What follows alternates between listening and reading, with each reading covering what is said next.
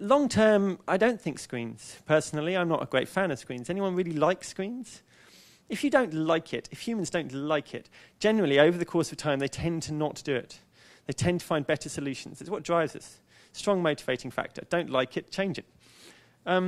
Things you do like, we keep. Paper, very effective. And we like it, physically. We like it. But screens. So virtual reality is a screen very close to your face. Has anybody played with an Oculus Rift? Yeah, a few. I recommend it. If you are working with artists and you are interested in the future of screens and how these things work, it's worth having a look at this, because it is one of those moments where you go, oh, I understand, 2 billion, yep, that's quite a good price tag. It's a really, really extraordinary experience for the completely uninitiated. It's a box that you put on the front of your face. You don't look good, but it looks amazing.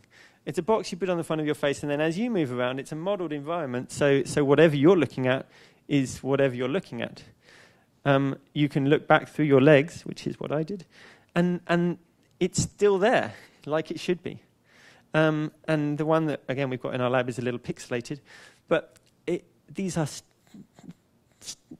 this is where we're going. This is about progression. This, funnily enough, hilariously, so I got very excited about that, and then Facebook bought it, which working for Google means I'm not allowed to work on it anymore. So that was a little disappointing. And then, amazingly, we go and make our own one out of cardboard. What do you know? And then we sell it for 20 quid. And this is apparently legitimate. I'm going to talk a little bit more about that later.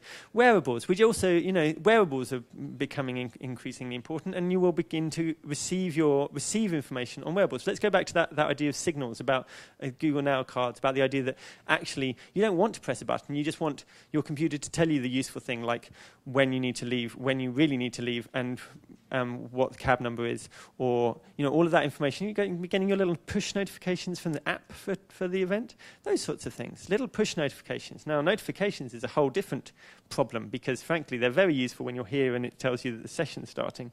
But actually, if I'm not here, it's just a real pain. If I just happen to have that app installed, if I happen to be walking past Woolworths and it tells me there's a 3-for-1 offer, that's actually really not terribly interesting unless we're out of bananas and I'd forgotten. So, context. I'm actually going to talk about context in a minute, so I'll try and save that back. But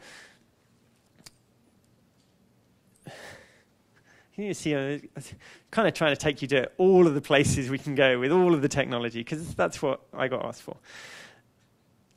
This is one of my favorite patents. I could show you a lot of patents for a lot of technology that's coming up. This is just one of my favorite ones for that same kind of really cool, creepy thing, which is it's a Sony patent for a pillow, for a magic pillow.